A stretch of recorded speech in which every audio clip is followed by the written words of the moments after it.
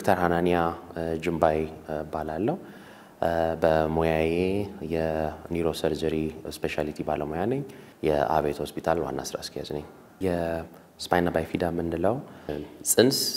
ፈርቲላይዝድ የሆነው እንቁላል ማለት ነው እንግዲህ ራሱን ያሰፋ በሚሄድበት ጊዜ 3 ሌየሮች ይሰራል ስለዚህ አንደኛው ኤክቶደርም ምንለው በውጭ በኩል ያለ የሚባለው የመካከለኛው የሚባለው ሜዞደርም እና ኢንዶደርም ምንለው የውስጣዊ ምንለው አለ ኤክቶደርም ምንለው ራሱን እንደ ቱቦ እጥፍ ያደርግና ቀስ ያለ እየሰፋ ሄዶ እየዘጋ ልክ ዚፕ እንደሚዘጋው መዝጋት ይኖርበታል ሶ ወደ ጭንቅላት በኩል ያለው ይዘጋል ወደ ታች ወደ ወገብ የሚሄዶም ደግሞ ራሱን እየዘጋ ይሄዳል ጽንስ በተከሰተ በ28ኛ ቀን የታችኛው ይዘጋል ብለን እንጠብቃለን ሶ ይሄንን በማይዘጋበት ጊዜ ነው እንግዲህ ይሄ ሳይዘጋ ስለቀረ ነርቭ ክፍት እንደሆነ ከቆዳ ጋር ተጋልጦ ይቀመጣል ነው በዛ የተነሳ እዛው ማህፀን ውስጥ ካለው አምኒዮቲክ ፍሉድ ጋር ንክኪ ይኖረዋል አንድ ራሱን የቻለ አነስተኛ ቢሆንም ጉዳት ያስከትልበታል ነርቭ ላይ ሁለተኛ ላይ ደግሞ በሚቀጥልበት ጊዜ ያው ካልታወቀ በእርግዝና ጊዜና ሲወለድ ብቻ ከሆነ ምጥም ከሆነ ምንም ሲሆን ነርቭ እንደገና ሌላ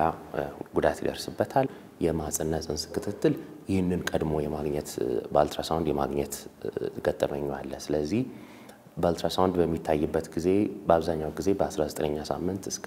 25ኛ ሳምንት ድረስ ያሉት አልትራሳውንዶች እርግጠኛ ሆኖ ይሄ እንደዚህ ነው እንዲክፍተት አለው ብለው መናገር ይችላሉ ሶ እኛ ጋር ደግሞ ሲመጡ እኛም እንደ ስፔሻሊስት ምናያቸው ደግሞ ምርመራዎች ይኖሩናል አንዳንድ ጊዜ በቆዳ የተሸፈነ ብቻ ሆኖ ስቲል ግን አይደንቲፋይ የሚደረጉ የሚለዩ አሉ እነሱ በሚሆኑበት ጊዜ ምን አይነት የነርቭ ክል ላይኖራቸው ይችላል አንዳንድ ጊዜ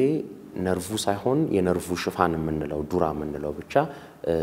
እንደ ውሃ ቋጥሮ ይወጣበት ብቻ ሊሆን ይችላል አንዳንድ ጊዜ ደግሞ ራሱ ነርቭም አብሮ እዛው ላይ ወጥቶ ሊሆን ይችላል ሶ እነሱን መለየት ይኖርብናል ከለየን በኋላ ደግሞ ምን አይነት ደግሞ ጫና አለው ዘላቂ የሆነ ጉዳት አለው የሚለውን ማየት ይኖርብናል ስለዚህ የሽንትን መቆጣጠር የሚለው ነርቭ የመጨረሻ የሚወጣው ነርቮች መካከል ነው ምናልባት አይነ ምድርን ለመግፋት ለማለት የባውል አክቲቪቲ ምንላቸውንም የሚቆጣጠረው ነርቭ እንደዚሁ ታች አካባቢ የሚወጡ ናቸው ስለዚህ ብዙ ጊዜ እነሱ የመጎዳት እድል አላቸው ከፍ ያለ ከሆነ ይሄ ነርቭ ቦታው የወጣበት ቦታ ደግሞ ከፍ ያለ ከሆነ የእግር ጡንቻዎችንም እንደዚሁ ጉዳት የሚያስከትልበት ሁኔታ ይኖራል ኦፕራሲዮን ምን አድርግበት ምክንያት አንደኛው ተጨማሪ ሶስተኛው ጉዳትም እንዳይከተልም ጭምር ነው እነዚህ ነርቮች መውጣታቸው ብቻ ሳይሆን የመጎተት ሁኔታ ይኖራቸዋል ስለዚህ ልጅ ተጨማሪ ነርቮችን ሌላውንም ህብለሰረሰሩንም ከላይ ያለውንም የመጎተት ሁኔታ እንዳይፈጠር ኢንፌክሽኖች እንዳያስከትሉ እንዲሁም ደግሞ ተጓዳኛ አብሮ ተያያዥ ሆኖ ኦልሞስት 90% ማለት በመንችልበት ሁኔታ እነኚህ ጉዳቶች እስከ አንጎል ድረስ ምክንያቱም አንጎልና ህብለሰረሰር ተያይዞ ያሉ ናቸው ስለዚህ የመጎተት ባህሪ ስለሚኖረው ባይ ኔቸር አንጎልም ላይ ደግሞ የአንጎል ውስጥ ዋይ ሽከረከራል የተባለውን የመዝጋት ሁኔታ አለ ስለዚህ ያለ ሃይድሮሴፋለስ ለተሰኘ የአንጎል ውስጥ ውሃ መከማቸት አይነት ጉዳት ሊያስከትል ይችላል ስለዚህ እኛ በኦፕራሲዮን የምናደርገው ምንድነው እነኚህ ተጨማሪ ጉዳቶቹ እንዳይከተሉ የማድረግ ሁኔታ ነው ስለዚህ ተጨማሪ ኢንፌክሽን ፈጥሮ ሜኒንጃይተስ ወይንም እንደዚሁ ደግሞ ሌሎች አይነት ኢንፌክሽኖች ነርቭ ኢንፌክሽኖች እንዳይከሰቱ አስተካክሎ የመስጋት ሁኔታዎች አሉ ተጨማሪ ነርቮችን ቅርብ አቅራቢ ያሉትንም በመጎተት ሌሎች ካለው ኦሬዲ በተፈጥሮ ከደረሰው ጉዳት ተጨማሪ ሌሎች ጉዳቶችን እንዳይከሰት የማድረግ ስራዎችን በኦፕራሲዮን መስራት እንችላለን ማስተካከል እንችላለን ማለት ነው በተለምዶ እንደ ትዳር ነው ብለን ነው የምንቆጥረው አንድ ጊዜ እነኚህ ጣናት እኛ ጋር ከመጡ በኋላ ጉዳታቸው እንግዲህ እንደነገርኩሽ የሽንት መቆጣጠር ላይ ሊሆን ይችላል ስለዚህ ልጅ ይያሉ ብዙም ላይ እንደውም የማይስተዋልበት ሁኔታ ይኖራል ስለዚህ የሽንት ፊኛቸው ይዞ አይቆጣጠርም ስለዚህ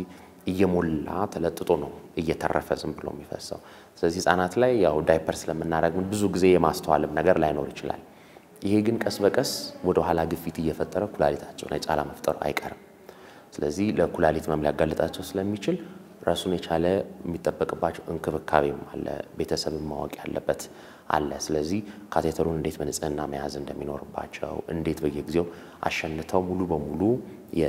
የሽንት ፊኛ ምንለው ብላደር ምንለው ሙልጭ ብሎ እንዲወጣ እንዴት ማድረግ እንዳለባቸው ማሳወቅም ይፈልጋል ከዛም ደግሞ በየጊዜው የኩላሊት መጠናቸው የጉዳቱን መከታተል ያስፈልጋል